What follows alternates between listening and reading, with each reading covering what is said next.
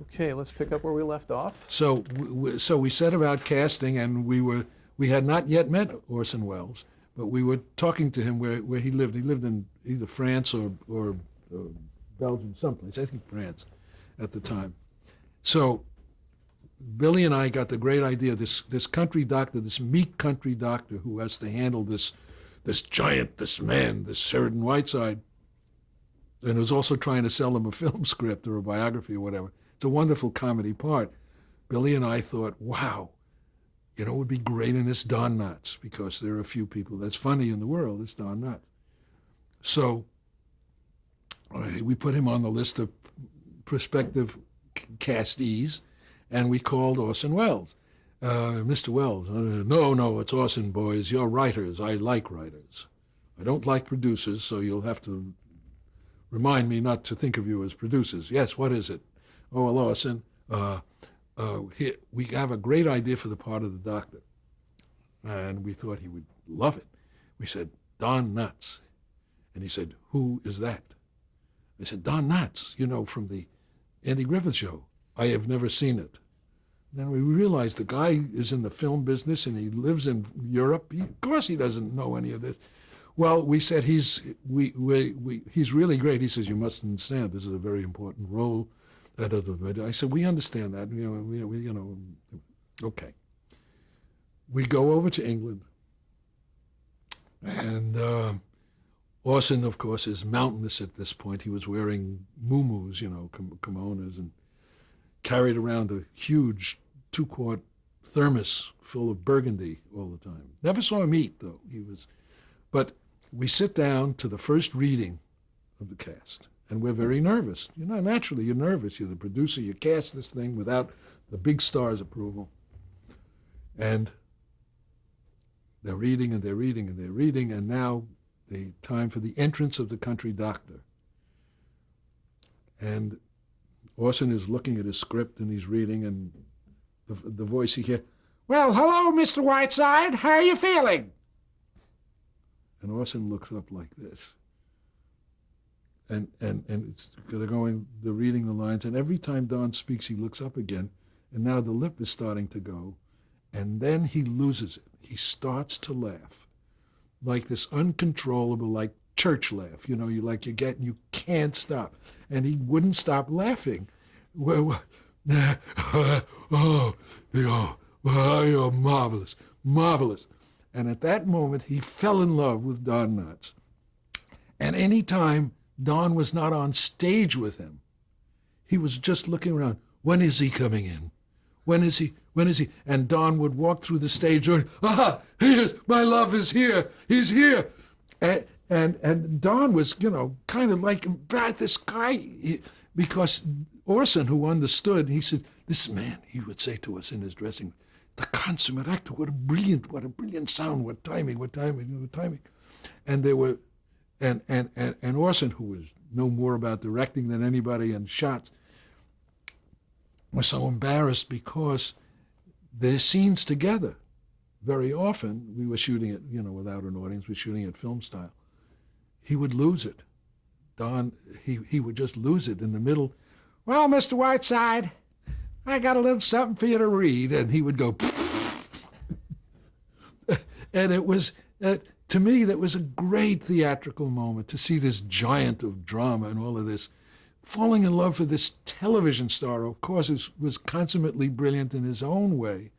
And it was like this. It was like they were joined at the hip. It was great. And the experience, and the Hallmark loved it. It was one of those great moments that I worked with Orson Welles, my goodness. And he signed the script for me, and somebody stole it. Dirty rats, get them someday. But that was Man Who Came to Dinner. That was great fun. Great fun. Okay, we're going to move on now to the time in your career post Bill Persky. Yeah. When did you guys split up? It was actually before. It was just before the Don Rickles show, and then Billy and I split up because he really wanted to be a director. He wanted to go his own way.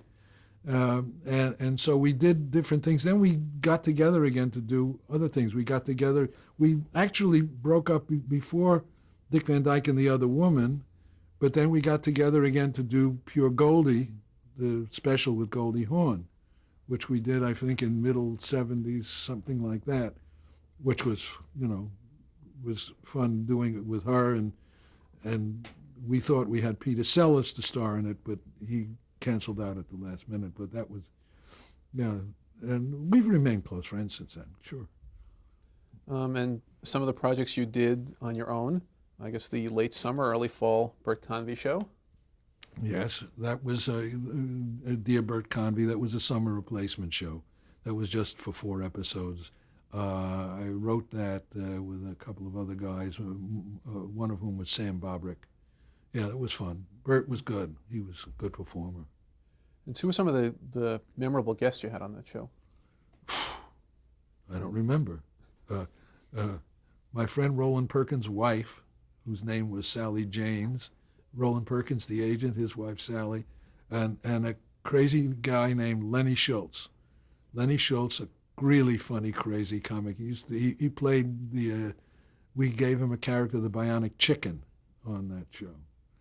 I don't remember who some of the guests were. I don't know. I don't. And let's move on then to a pilot you did with Neil Simon called The Sunshine Boys. In the late 70s, did a pilot. They at MGM. At MGM, I had worked over there when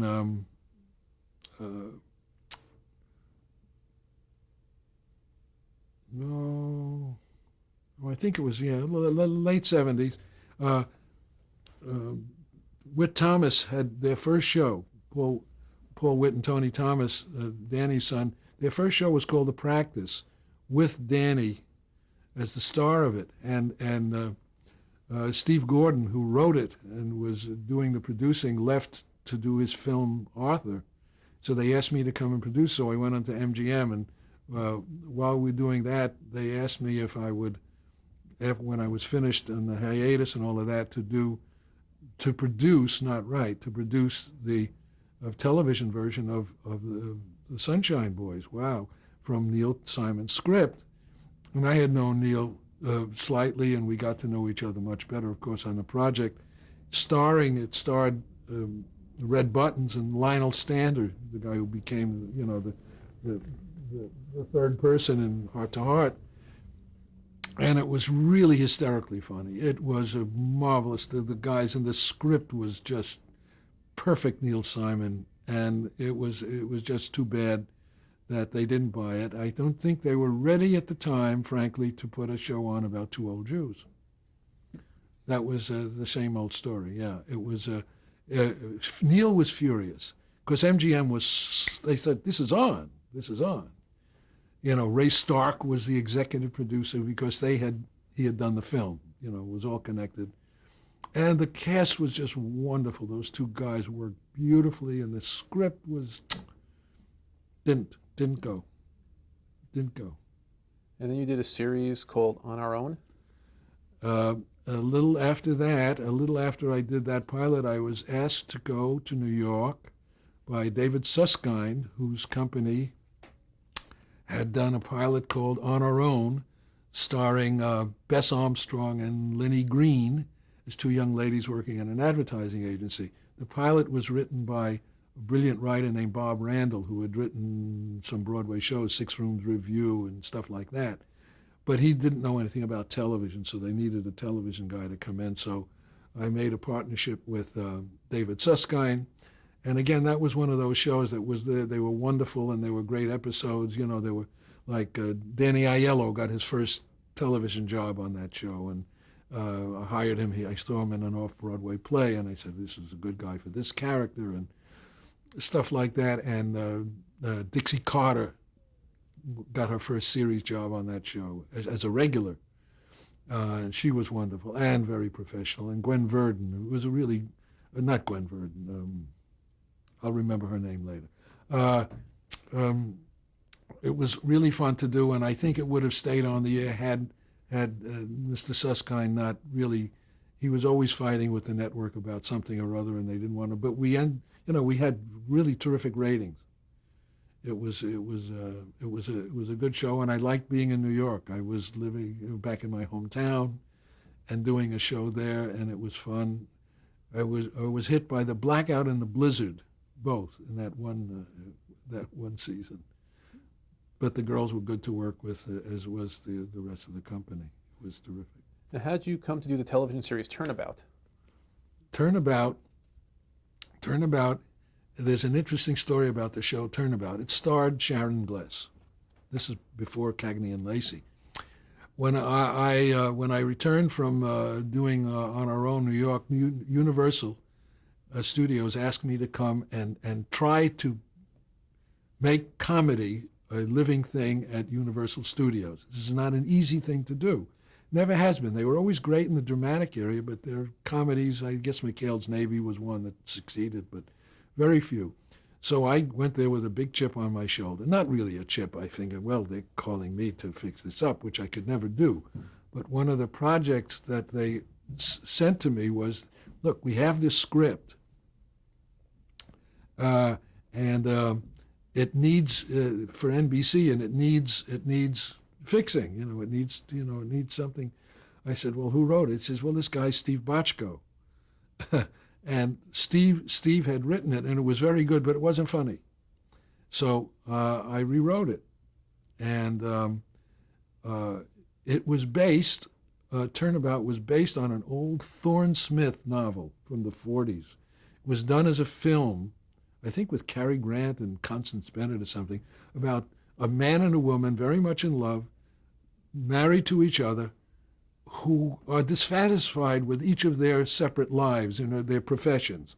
So after buying some sort of funny little object in some curio shop somewhere that they didn't know had magic qualities to it, they go to bed one night and say, gee, I wish I could be you and you could be me. Wouldn't we be happier if I was doing, And in the middle of the night, their bodies change.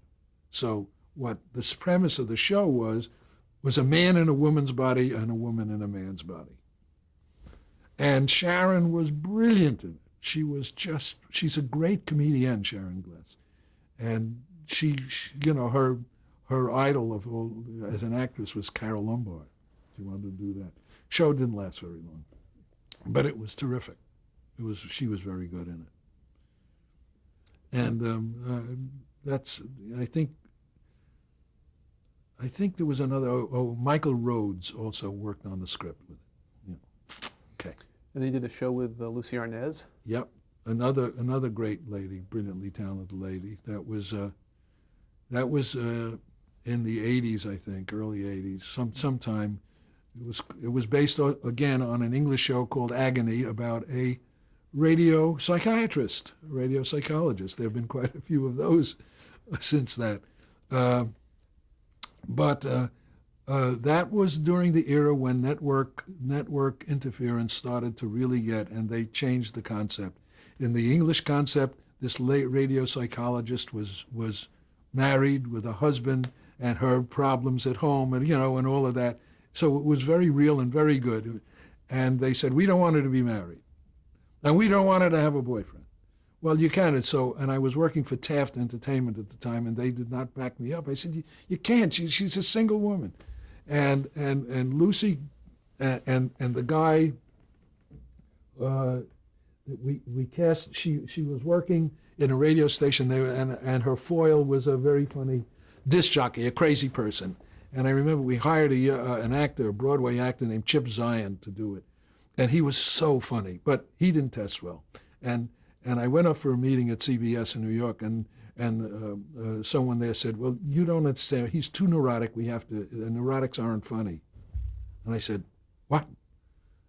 This executive, this vice president said, neurotics aren't funny. I said, are you sure? I mean, if you're really sure, I got to get on the phone. He said, what do you mean? I got to call Woody Allen. I got to call every goddamn comic who ever worked that you say neurotic. That's what is funny. Neurotics are funny. You're crazy. And of course, I did not endear myself to that group. But still, they made me replace this really talented guy with somebody else. And then to compound things, she couldn't have a boyfriend, she couldn't be married, but Lucy Arnaz had the bad timing to get pregnant between the pilot and when we started to shoot. So here she was, 5 months pregnant, and we had to shoot everything with her carrying a thing. So, no, she's great. It was fun. It was fun doing it, but again, mistakes. And then you worked on It's Gary Shandling Show. I worked on It's Gary Shandling Show for about 8 or 9 months. See, there is an example of neurotics being funny, because he's the king. Gary is the king of neurotics, and that was a great experience. I worked with a lot of really good writers on there: Tom Gamble, Max Prost, Eddie Solomon, good staff of writers. A couple of other guys. That was fun and crazy to do, because that was an experience. Alan Zweibel was the co-creator with Gary and those guys. I was hired basically to try to keep everybody from fighting with each other, and then they got that. Then I became the villain, which I should have thought. Wait a minute, I was like the fourth guy they hired to try. My friend Bernie Brillstein asked, please do this for me. At the same time, I had done a pilot with Sid Caesar, which CBS was thinking of doing, but then Sid got sick, so I did that job. Gary's funny. He's funny, but he's a comic. And so what are you working on now? What am I working on now? For the last 6 years, I've been working with George Slaughter on the American Comedy Awards, which we do every year, and also a really fun job, as well as often a heartbreaking job, is working as a consultant on the Jerry Lewis Telethon. Jerry is an old friend. I met him when I was at WNEW. He came into town, and William B. said, "This guy wrote that funny promo for you." Oh yeah. But so Jerry and I have known each other for a long time, and though he claims to be 9 years old, I think I'm a little younger than he is emotionally. So we keep having a lot of fun together. Plus, for that cause it's worth all the effort, and we do that. I also, now for the last half a dozen years, I've been teaching at SC. Writing and television production, which is really gratifying and great to come across the young people. I've hired some of them on the telethon for jobs, and one guy is a good writer. One of my students is working on a show at Oxygen, the new internet at Jerry Laborn's thing. So really it's really great when they really go at it. The bad part of it, a lot of the cinema school stuff, is they're in USC Cinema School and they walk around with their hands like this and think they know everything. I hear them in the elevator in the building putting down this director and that director like these kids know. The ones who are willing to be taught are the really wonderful. I have 2 young ladies in my writing class this semester who are just fabulous. I mean, they're going to be great. You just know they're going to be good. So that's fun.